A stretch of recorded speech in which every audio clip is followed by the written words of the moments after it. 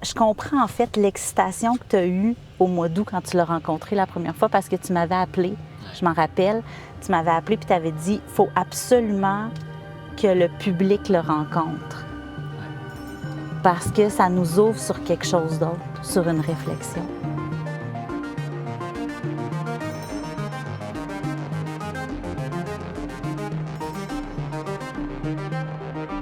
Clément, on s'est rencontrés au mois d'août passé parce que on était en train de créer Les gens, les lieux, les choses, puis on avait envie d'avoir un regard d'un intervenant spécialisé. Ça s'est fait au début du processus, puis après, ça nous a vraiment accompagnés longtemps. Puis j'avais envie que le public puisse faire ta connaissance parce que ça nous avait tellement transformés que je me dis que ta présence là à l'écran pourrait peut-être transformer le cœur de d'autres personnes. Tu es intervenant en toxicomanie. Est-ce que tu pourrais m'éclairer, parce qu'il y a des rôles d'intervenants dans la pièce qui sont rarement dépeints au théâtre. Là. Fait que c'est quoi, comment tu qualifies ton rôle ou comment tu l'abordes, par quelle qualité tu abordes ce travail-là d'intervenant? Dans le fond, un intervenant en toxicomanie, c'est quelqu'un qui aide la personne à prendre conscience. Parce que prendre conscience, c'est quelque chose de difficile. Quand tu as un problème de consommation, quand tu as une dépendance, tout est fait pour que tu restes dans le déni puis que tu continues à consommer. Fait qu'à un moment donné, il y a une période où tu prends conscience, OK, j'ai peut-être un problème, j'ai un problème. Puis après ça arrive une phase où il y a l'acceptation. Puis tout ça, c'est quelque chose qui prend du temps, qui est difficile, qui fait mal aussi, tu sais, parce que une dépendance, on ne devient pas dépendant parce qu'on est une mauvaise personne. On devient dépendant parce qu'on a souffert. Il y a de la souffrance, des traumatismes. Moi, je dis que c'est un programme de vie, en fait. L'intervenant va être un miroir, un peu, le miroir de la personne. Il ne va pas dire quoi faire, il va pas... C'est juste que la personne va être reçue dans l'amour, en premier. Puis de dire, on fait quoi maintenant? C'est vraiment quelqu'un qui est là pour accueillir, puis ensuite de ça, maintenir, parce que arrêter de consommer, c'est une chose, mais le maintien, c'est une autre histoire. Fait que quand on voit, par exemple, le personnage d'Emma qui est mythomane, ce refus-là, ce mensonge constant sur soi ou pour les autres, est-ce que la mythomanie, c'est un cliché de penser que les gens qui sont dépendants l'utilisent pour s'assurer de ne pas être découverts? Moi, je crois sincèrement que les gens font du mieux qu'ils peuvent avec ce qu'ils ont en tout temps. Fait que je pars de cette idée-là. Fait que si quelqu'un, le mieux qu'elle peut faire, c'est de mentir pour se protéger, parce que dans le fond d'elle, ce qu'elle ressent, cette personne-là, c'est qu'elle se sent tout petite comme ça. Elle vit la honte. Puis souvent, dans la pièce aussi, mais il y a eu des traumatismes. Fait qu'elle part d'un traumatisme, la personne, un traumatisme d'enfance, elle ne peut pas comprendre la vie. Fait qu'on lui apprend pas les règles de la vie en bonne et due forme. Ce serait un bon timing là, pour commencer à être honnête. Est-ce que tu mens pour te protéger toi ou ta dépendance? C'est pas mentir, c'est reconnaître l'inexistence de la vérité. C'est sûr qu'éventuellement, on répare tout ça dans un suivi parce que, il faut se pardonner, il faut pardonner l'autre. Même quelqu'un qui est un dépendant fonctionnel, un alcoolique fonctionnel, verra pas nécessairement que il est fatigué souvent le lendemain, qu'il dépense trop d'argent. Quand on fait on regarde avec une personne son calendrier de consommation, des fois, les gens se rendent compte, « Oh mon Dieu, je consomme 43 consommations par semaine. » Ils ne s'attendaient pas à ça. Fait que forcément, avec la dépendance, pour la protection de son ego, pour la protection, pour une protection interne, on ne peut pas toujours se regarder, là. Bien, il va se placer un déni. Fait qu'en plus d'un mécanisme de défense, de déni, il y a un mécanisme de défense, à un moment donné, de ne pas vouloir tout le temps être à la merci de tout le monde. Là. Je peux pas t'obliger à être sincère, mais je peux te rappeler que le processus fonctionne, mais à condition que tu sois honnête. Avec toi, avec moi, et avec les autres. Le déni. C'est le déni qui tue. J'ai l'impression que souvent, les gens qui consomment dans les médias de masse sont stigmatisés comme des gens qui sont vraiment dans la rue, grande pauvreté. Quand on parlait un peu plus tôt des gens qui consomment puis qui sont fonctionnels, il y a des juges qui consomment, il y a des policiers qui consomment. C'est quoi, selon toi, là, naturellement, la solution pour essayer de déstigmatiser ce milieu-là? Pas nécessairement juste pour des personnes qui sont en état de grande souffrance, mais des gens qui le vivent au quotidien puis qui se refusent de l'admettre, peut-être? C'est une question intéressante parce qu'en fait, il n'y a pas vraiment de ressources spécifiques pour des gens qui ont un problème, une dépendance, un alcoolisme fonctionnel, qu'on va appeler. Et puis donc, des fois, ces gens-là ne vont pas se retrouver dans l'Alcoolique Anonyme, ou ils ne veulent pas aller dans les fraternités, par exemple. Ils ne veulent pas non plus aller dans les instances, mettons, d'aller faire une détox de 10 jours dans un milieu interne au gouvernement. Ils ne vont pas nécessairement vouloir parce qu'ils ont peur que des gens les reconnaissent. Fait qu'il y a une espèce de trou où ce que certaines personnes, tu as dit les policiers, les infirmiers, les intervenants en toxicomanie, c'est vraiment c'est difficile parce que ces gens-là vont vivre ça seuls. Déjà, quand on a un problème de consommation, on vit ça seul. Avant d'en parler, on essaie de cacher ça. Puis les gens, des fois, ils vont même être surpris de ces gens-là. Quand ils vont dire « j'ai un problème », tout le monde va dire « ben voyons, t'es correct. Tu sais, je t'ai vu hier, là. » Ben, dans le fond, la personne n'a pas vu que quand tout le monde est allé se coucher, bien, cette personne-là est allée au bar puis elle a continué.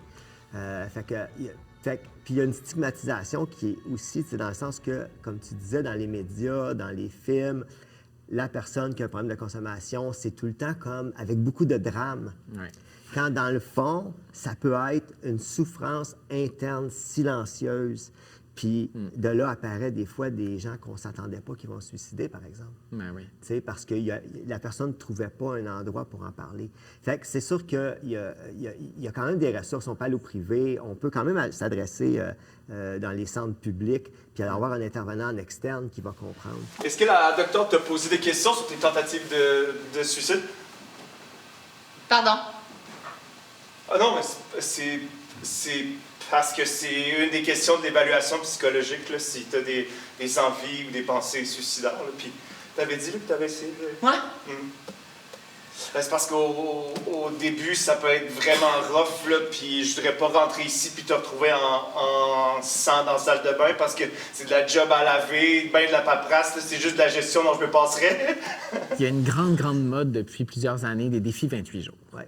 Puis ça, j'ai l'impression que ça concerne vraiment tout le monde. Tout le monde se dit, j'arrête pendant 28 jours, puis je vais me faire un cleaning. Là, je vais comme me nettoyer de ma consommation. Je vais avoir le contrôle dessus pendant un temps visé, souvent au mois de février.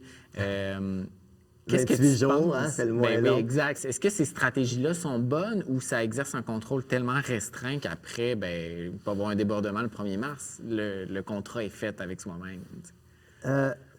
Toute action est bonne. Le défi 28 jours peut permettre à une personne de voir elle se situe où.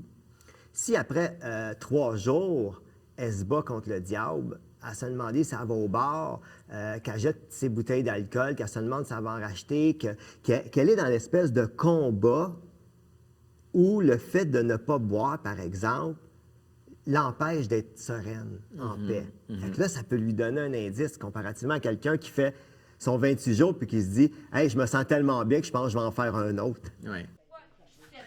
J'ai demandé à Anne-Élisabeth hier, c'est quoi qui l'avait le plus marqué de sa rencontre avec toi.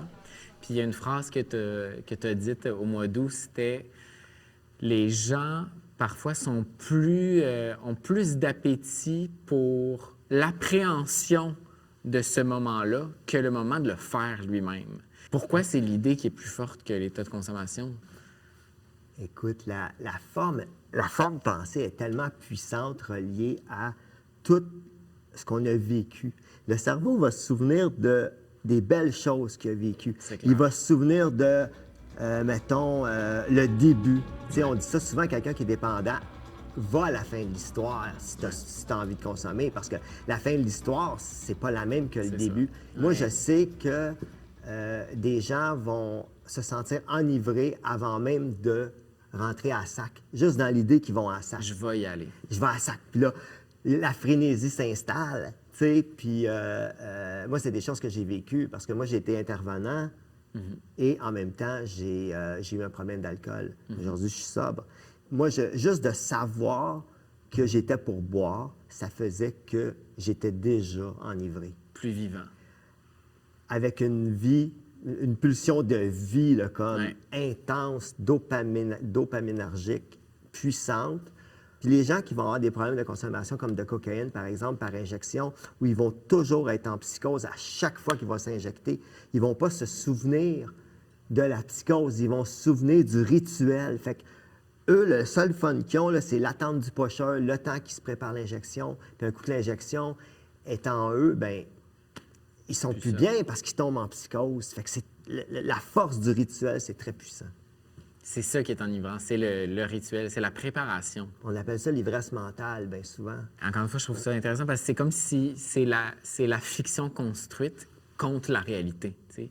La fiction qui est construite par les pensées, par l'entourage, par les regards qu'on prétend. Puis je trouve que ça fait vraiment écho à la pièce dans le sens où Emma, elle est aussi comédienne, puis elle sent plus elle-même dans la fiction quand elle joue quelque chose que quand elle est elle-même. Donc, on dirait que ce regard-là, je ne l'avais pas vu de façon aussi concrète qu'aujourd'hui, que de dire « Ah, mais le confort de la fiction qu'on se crée sur soi-même est des fois addictif. » Ouais, elle vit d'idées. Ouais. Elle ne vit pas d'authenticité, elle vit d'idées. Est-ce que on consomme nécessairement pour pallier au manque d'amour? En fait, chaque personne, tu pourrais avoir ta vision de ce qui est la dépendance, l'alcoolisme. Moi, j'ai la mienne. Je vais te parler de la mienne. Pour moi, la dépendance, l'alcoolisme, en fait, c'est une absence d'espace et de mouvement interne. Donc, c'est une séquence de pensée qui empêche l'individu, la personne, de faire autre chose. Ce qui va soit emmener une absence de connexion ou l'absence de connexion était déjà là. Fait que c'est une difficulté à entrer en contact sincère, authentique avec les autres, mais avec soi-même aussi. Oui, exact. Puis de là, la personne va être aussi prise dans un système de pensée qui va toujours être les mêmes pensées, qui va l'empêcher de sortir, qui va tout le temps constamment l'attaquer puis lui dire hey, « t'es pas correct, t'es... » Fait que le manque d'amour, à la base, vient de soi-même. Puis ensuite, bien, de tranquillement faire des choses en lignée avec soi-même. Donc, pas notre personnalité, pas vraiment soi-même, pas la personne qu'on est devenu en réaction d'un trauma. Puis on revient à soi-même. Puis quand on revient à soi-même, on se rend compte que qu'est-ce qui est en ligne avec moi? Bien, c'est de bien manger, c'est d'aller faire de l'exercice, c'est de sortir dehors, d'aller prendre une marche. Puis ça, tranquillement, c'est une nouvelle forme d'amour de soi. Dans un monde où on préconise la psychologie, on est dans de la psychothérapie individuelle. Dans le cas de la toxicomanie, c'est souvent fait en groupe. Ouais. C'est quoi la différence que tu vois, que tu as vécue par rapport à une thérapie de groupe que... Il y a vraiment de magie là-dedans, Olivier. Dans un sens où, si tu m'expliques qu'est-ce que toi, tu as vécu, moi, je vais me reconnaître, je vais m'identifier. Puis si tu me dis qu'est-ce que tu as fait, bien là, moi, il y a des chances que je le fasse, plutôt que tu me dises, tu as vécu ça et tu devrais faire ça. Donc, c'est comme inversé. Fait que quand on va entendre quelqu'un, on va se reconnaître, ça fait du bien. Ça fait du bien de savoir qui on est, parce qu'à un moment donné, on ne sait pas qui qu'on est. On ne sait pas pourquoi on agit de la façon qu'on agit. Fait que, puis à un moment donné, on se rend compte que le « nous » est plus fort que le « je ». Fait qu'en partant, on arrive là, puis il y a une énergie. Il y a une énergie qui unit les gens dans un meeting, dans une thérapie, puis qui va faire que la personne, elle va voir une autre personne s'ouvrir, par exemple, sur ses abus, mettons. Fait qu'elle va dire « Ah, mon Dieu, j'ai vécu la même chose. » Puis là, ça va peut-être « OK, je vais en parler, moi aussi. » Parce que là, elle voit que c'est un safe space. Puis il n'y a personne qui va utiliser ça contre elle. Parce que peut-être que dans son milieu, elle, avant, il y a des gens qui ont utilisé ça contre elle, peut-être qu'ils n'ont même pas cru. Fait que la confiance, l'anonymat, l'authenticité, le langage du cœur, moi, je pense que c'est ça. C'est ça qui unit. Puis c'est tout le monde, dans un meeting, dans une thérapie, a un point commun, c'est la souffrance humaine. Puis ça part de la souffrance humaine et c'est de là la force. Parce que de la souffrance humaine, grâce à la souffrance humaine, va apparaître la conscience. Tu peux pas être conscient sans souffrance. Fait que, et là, tout le monde devient conscient en même temps. Fait qu'imagine la force que ça peut créer. Puis on le voit dans la pièce. Ça fait référence tellement au théâtre, là, de se dire... Je ne veux pas dire que le théâtre est une thérapie de groupe, mais c'est de se dire 500 personnes plus une vingtaine d'artistes, on va essayer de faire circuler une idée qui peut peut-être changer la réalité de quelques personnes parce qu'on essaie de mettre ensemble nos souffrances communes puis essayer de se retrouver là-dedans. L'identification. Ouais. Fait que même dans une pièce comme la vôtre, il y a des gens qui peuvent se reconnaître. Puis qu'avant, ne s'étaient pas reconnus parce qu'ils n'oseraient pas aller dans les A. Fait que ça a toujours quelque chose de bon, tout le temps. Merci Clément. Je suis encore très, très touché de cette discussion-là. Puis Ben, je te remercie de poursuivre ce chemin-là parce que je vis pas un état de dépendance constant, mais tout ce que tu dis réfère à soi parce qu'on parle de dépendance comme des dépendances à la drogue, à l'alcool, mais il y a des dépendances affectives, il y a des dépendances sexuelles, il y a des dépendances au jeu, à la nourriture. Fait que je trouve que le discours que tu as emmène vraiment à réfléchir au-delà même de la drogue ou de l'alcool. Merci vraiment. Ça m'a fait plaisir, Olivier. Merci à toi aussi. Yay! Yeah! C'est cool! Hey, that was good!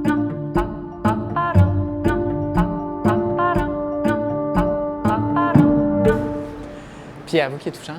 Vraiment. Toi, Mi, comme personne qui consomme zéro, Ouais. zéro, Oui. est-ce que genre ça t'a touché ce que Clément a dit? J'ai trouvé ça très touchant. Toi, tu bois pas par choix, là, Ouais. parce que t'aimes pas ça. J'aime pas ça. C'est le goût. le C'est goût. tout. C'est tout. Puis t'as jamais eu besoin de ça pour être comme une partie plus authentique de toi-même. Non. Tu sais, je te fais un chemin. J'ai demandé Grand Théâtre, rien de moins. Grand Théâtre de Québec. Grand Théâtre de Québec, on va être là dans 2h58. Mais oui, t'as pas répondu à ma question. Tantôt, là, quand Clément est arrivé, puis on a commencé à parler avec lui hors de la caméra, là, Ouais. il a dit quelque chose, puis tu sais, dans le fond, ça ramène à moi. Là. Il a dit, il y a personne qui trouve ça bon à première gorgée. Ouais. OK. Mais peut-être qu'après, c'est bon. Mais moi, j'ai pas trouvé ça bon, mais je suis pas retournée. Tu comprends-tu? C'est vrai. Mais ça veut dire aussi que t'as pas subi l'influence de tes pères pour boire. Non. Non, Ah parce ouais. que je trouvais pas ça bon. Fait que je voyais pas l'intérêt de me forcer à aimer ça. Ouais. Puis là, ben c'est ça. Quand j'avais 20 ans, là, j'étais une créature bizarre. Parce que là, les gens ils disaient, explique-moi ça. Comment ça marche? Ben, Je bois pas. Je bois pas. Là. C'est facile. Puis là, aujourd'hui, quand je dis que je bois pas, là, je sens un regard de es-tu dans les alcooliques anonymes? As-tu un problème? Comme si t'avais quelque chose à cacher. Oui. Puis là, il faut que je justifie que j'ai juste jamais bu, puis je bois pas, c'est tout. Fait que tu ressens autant un stigma de ne pas boire que quelqu'un qui consomme trop. À Ben quelque part. peut-être, à quelque part. Parce qu'il faut que je me justifie à chaque fois. Mais j'ai autant de fun, là, je veux dire. Ouais, c'est ça qui est fascinant. Parce que moi, j'ai tellement besoin de ce petit verre-là pour me ramollir, pour me sentir plus accessible, puis me sentir plus drôle, me sentir plus extra, que j'ai de la misère à concevoir une soirée, même avec des gens que j'aime proches, où je pourrais vraiment être moi-même sans ça. Là, c'est Bref, dans 900 merci. mètres. Merci la gang Yes. d'avoir fait ça C'était avec nous vraiment autres. chouette. C'était vraiment chouette.